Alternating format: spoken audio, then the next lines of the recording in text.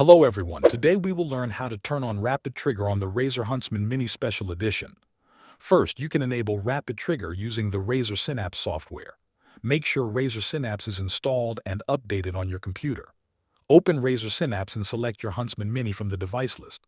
Once the keyboard page opens, look for the Actuation section. In this section, you will see an option called Rapid Trigger. Turn this option on.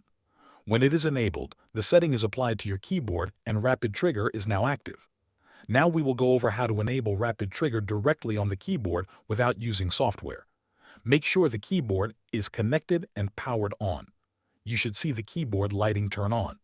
Locate the FN key on the bottom right of the keyboard. Press and hold the FN key, then press the caps lock key at the same time. Hold both keys for about 2 seconds. You are now in Rapid Trigger mode. To turn Rapid Trigger on, press the caps lock key once more. The keyboard lighting may change color. This color change confirms that Rapid Trigger has been enabled. To exit Rapid Trigger mode and save the setting, press the FN key and caps lock key again, or press the escape key. The keyboard will return to normal operation with Rapid Trigger enabled. Thanks for watching.